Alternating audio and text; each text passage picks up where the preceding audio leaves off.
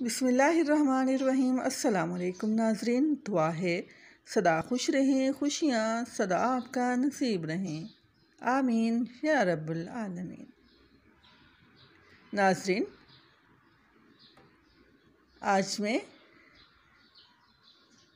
لبیک کی قسط نمبر 37 کے ساتھ حاضر خدمت ہوں۔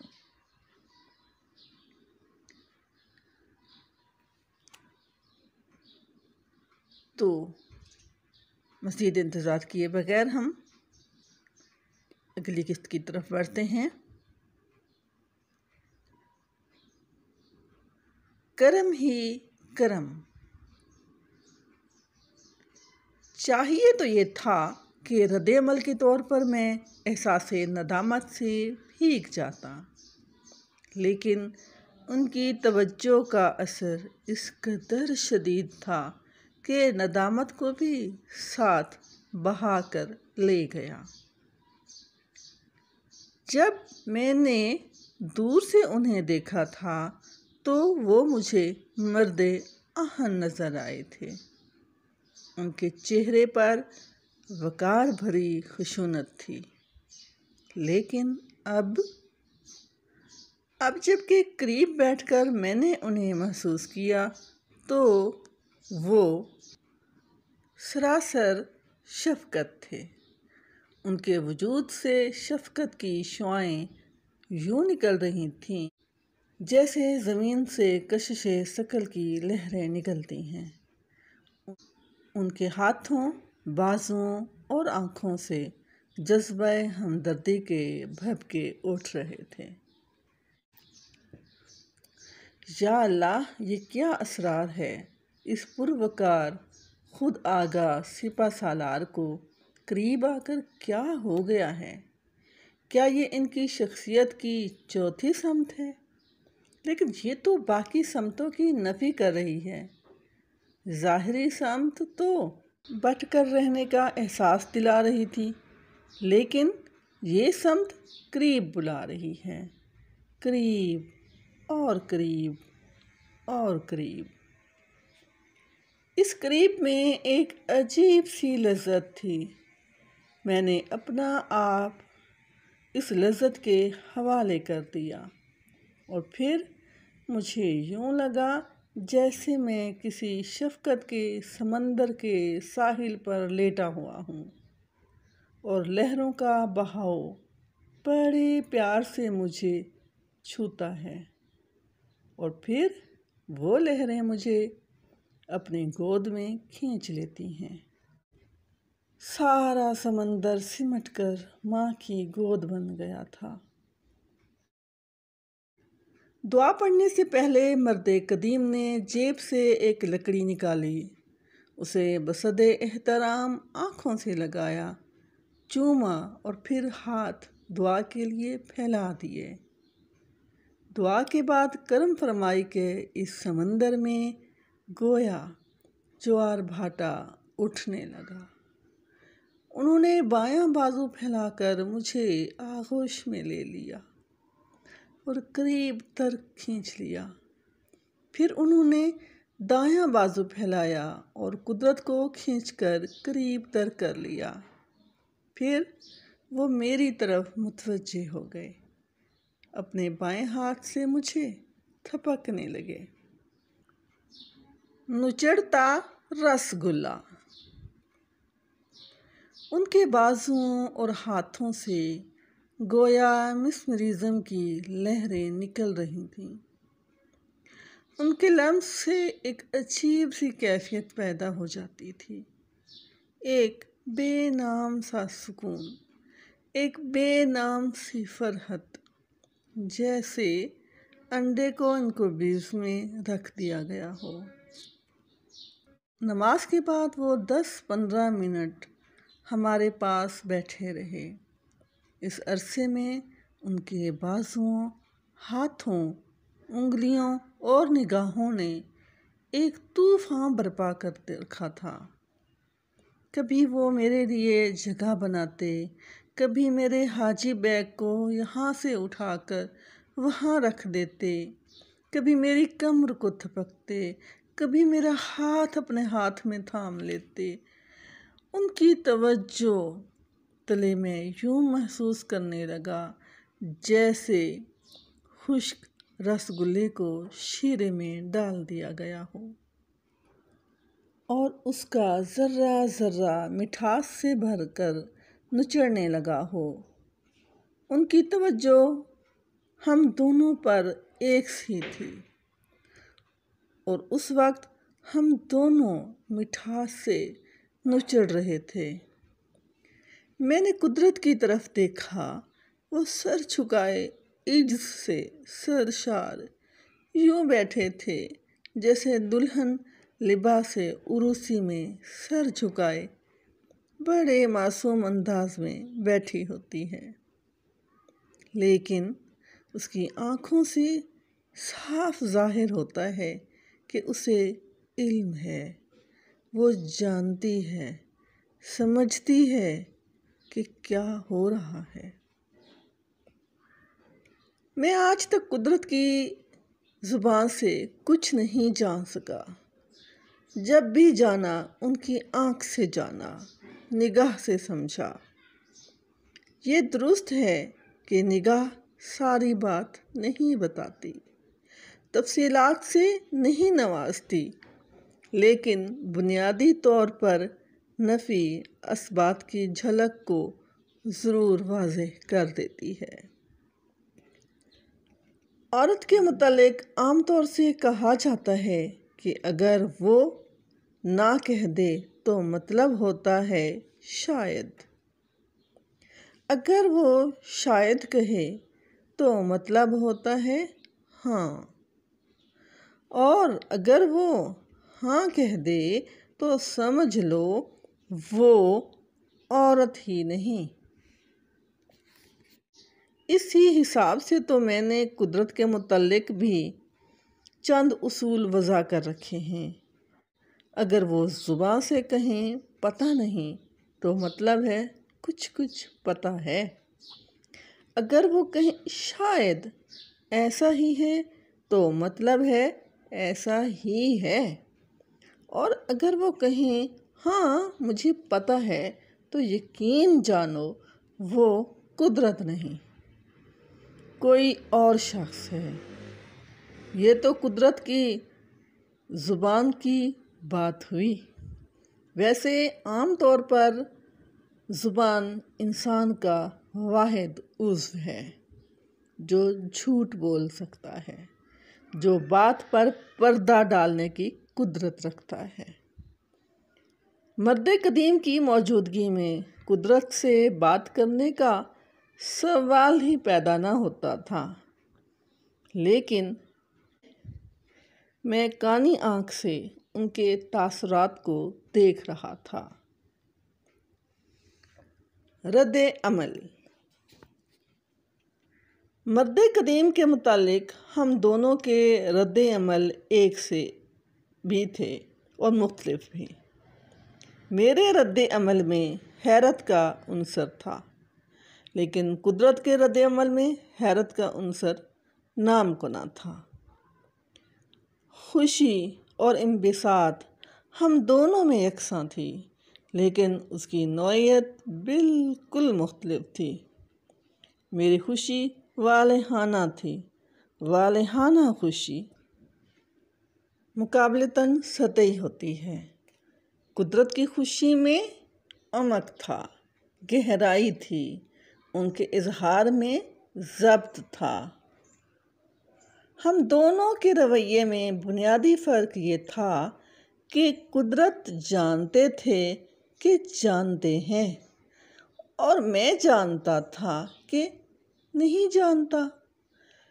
قدرت کی نگاہیں جھکی ہوئی تھیں، لیکن ان کے عجز کی گہرائی سے پتہ چلتا تھا کہ مرد قدیم کا مرتبہ کتنا بلند ہے۔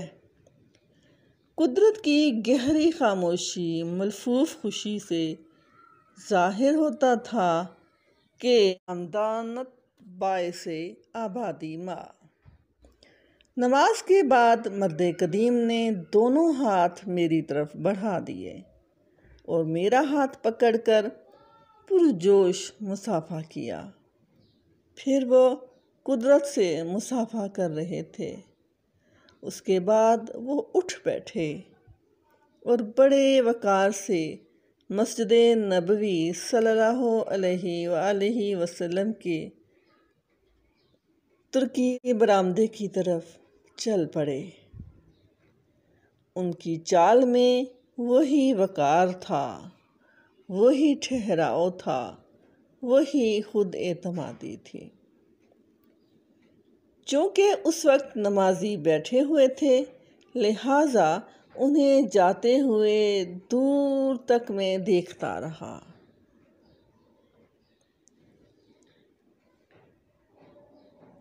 میری آنکھوں میں پھر سے وہی زوم لگ گیا تھا۔ مسجد میں بیٹھے ہوئے باقی لوگ سب کے سب فوکس سے باہر نکل کر دھندلا گئے تھے۔ صرف ایک شخص پیش تھا۔ برآمدے کے قریب جا کر انہوں نے مڑ کر ہماری جانب دیکھا۔ وہی مرد آہن، مستعد، خرد مند، معاملہ فہم، جنگجو، خود آگاہ، قدیم سردار۔ انہیں دور کھڑے دیکھ کر مجھے شک پڑنے لگا کہ یہ وہ شخص نہیں جو کچھ دیر پہلے ہمارے درمیان بیٹھا تھا اور جن کی شفقت بھری مٹھاس میں ہم ابھی تک لت پت تھے۔ پھر وہ نگاہوں سے اوجھل ہو گئے اور غالباً تاریخ اسلام کے اوراق میں پھر سے جا داخل ہوئے۔ اس روز سارا دن ہم دونوں خاموش رہے۔ پتہ نہیں قدرت کیوں خاموش تھے۔ میری یہ کیفیت تھی کہ میں انجانے میں اس پر اسرار ملاقات کی جگالی کر رہا تھا۔ ذہن ہر بار پھر کر مرد قدیم پر جا مرکوز ہوتا اور میرا رس گلہ پھر سے اس مٹھاس کے ڈونگے میں ڈوب جاتا۔ اس رات دیر تک مجھے نیند نہ آئی۔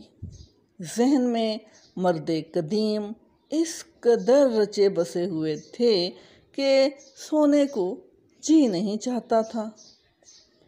بہت دیر تک میں پڑا سوچتا رہا، پھر پتہ نہیں کس وقت آنکھ لگ گئی۔ مناسب نامناسب۔ پچھلے پہر میری آنکھ کھل گئی۔ کچھ دیر میں انتظار کرتا رہا کہ ابھی قدرت آئیں گے اور کہیں گے چلیے باب جبرائیل کھلنے کا وقت ہو گیا۔ قدرت نہ آئے تو مجھے خیال پیدا ہوا کہ کیوں نہ خود انہیں جگا لوں۔ کیونکہ دیر ہو گئی تو وہ حجرے میں نفل ادا کرنے کی سعادت سے محروم ہو جائیں گے اور پھر سارا دن احساس محرومی میں ڈوبے رہیں گے۔ میں اٹھ بیٹھا، جلدی تیاری کی اور پھر قدرت کے کمرے کا دروازہ جا کھٹکھٹایا۔ قدرت نے دروازہ کھولا۔ سو رہے تھے آپ؟ میں نے پوچھا۔ نہیں تو، وہ بولے۔ تو پھر جانے کی تیاری نہیں کی؟ جلدی چلیے نا، باب جبرائیل تو کھل بھی گیا ہوگا، ہم پہلے ہی لیٹ ہیں۔ نہیں آج نہیں، وہ بولے۔ کیوں؟ آج کوئی خصوصی بات ہے کیا؟ نہیں خصوصی بات تو نہیں۔ تو پھر چلتے کیوں نہیں؟ نہیں، وہ مسکرا دیے۔ آپ کا مطلب ہے کہ آج آپ باب جبرائیل نہیں جائیں گے؟ آج ہم براہ راست مسجد نبوی صلی اللہ علیہ وآلہ وسلم میں جائیں گے جب اذان ہوگی، قدرت نے جواب دیا۔ لیکن حجرے میں نفل کیوں نہیں پڑھیں گے؟ میں نے حیرت سے پوچھا۔ ہمارا کام ہو چکا ہے، قدرت بولے۔ کون سا کام؟ میں نے پوچھا۔ مطلب یہ ہے کہ جو ہم کو کرنا تھا کر لیا ہے۔ پھر بھی وہاں جانے میں کیا حرج ہے؟ میں نے پوچھا۔ نہیں، وہ بولے، مناسب نہیں۔ مناسب کیوں نہیں؟ خواہ مخواہ وہاں جا کر بھیڑ کرنا مناسب نہیں۔ یہ تو دوسروں کے راستے میں حارج ہونے کے برابر ہوگا۔ تو کیا سبز جنگلے کے پاس دعا بھی نہیں کریں گے؟ میں نے پوچھا۔ نہیں، وہ بولے، مناسب نہیں۔ وہ ایک ساتھ تو میں مناسب اور نامناسب کے اس نئے زاویے پر حیران رہا۔ پھر مجھے وہ دن یاد آ گیا۔ آداب حاضری۔ اس دن اتفاقاً قدرت مجھے لاہور میں مل گئے تھے۔ میرا ارادہ تھا کہ داتا صاحب کو سلام کرنے کے لیے حاضری دوں۔ میں نے قدرت سے پوچھا، آپ کو کوئی مصروفیت تو نہیں؟ بولے، نہیں۔ میں نے کہا، تو چلیے داتا صاحب چلیں۔ بولے، آپ اکیلے ہو آئیں۔ میں نے پوچھا، کیوں؟ جب آپ کو کوئی مصروفیت نہیں تو پھر جانے میں کیا حرج ہے؟ قدرت کہنے لگے، اتنے بڑے دربار میں ایسے تو نہیں جا سکتے نا کہ سر پر ٹوپی رکھی، پاؤں میں جوتا پہنا اور چل پڑے۔ ساری دنیا جاتی ہے۔ میں نے کہا۔ انہوں نے میری بات کو انسنا کر دیا۔ کہنے لگے، بزرگوں کے روبرو جانے کے کچھ آداب ہوتے ہیں، حاضری دینے کے آداب ہوتے ہیں، عرض کرنے کے آداب ہوتے ہیں۔ پھر مجھے محترمہ عطیہ کی بات یاد آ گئی۔ محترمہ عطیہ صاحبہ پہلی مرتبہ عمرہ کر کے آئیں تو میں نے انہیں یہ سعادت حاصل کرنے پر مبارکباد پیش کی۔ برسبیل تذکرہ کہنے لگیں، مدینہ منورہ میں حاضری دینے کا مزہ نہیں آیا۔ میں نے پوچھا، جی وہ کیوں؟ کہنے لگیں، حضور صلی اللہ علیہ وآلہ وسلم کی خدمت میں حاضری کے کچھ آداب ہوتے ہیں، انہیں ملحوظ خاطر رکھے بغیر حاضر ہونے میں وہ مزہ تو نہیں۔ اب کی بار تو مجبوری تھی، اس لیے میں نے مسجد نبوی صلی اللہ علیہ وآلہ وسلم میں بیٹھ کر عہد کیا تھا کہ انشاءاللہ ایک بار پھر حاضری دوں گی، باقاعدہ طور پر حاضری دوں گی۔ ضرور۔ قدرت اسی باقاعدگی اور انہی آداب کو پیش نظر رکھ کر کہہ رہے تھے۔ قدرت اور میں ہم دونوں فرد تھے، ایک ساتھ حج کرنے آئے تھے، ایک جگہ رہتے تھے، ایک ساتھ حاضری دیتے تھے، لیکن ان کی حاضری اور میری حاضری میں کتنا فرق تھا۔ پھر دفعتاً مجھے خیال آیا کہ شاید ان کے اس ارادے کو مرد قدیم کی آمد سے تعلق ہو۔ جی تو ناظرین، آپ نے سنی لبیک از ممتاز مفتی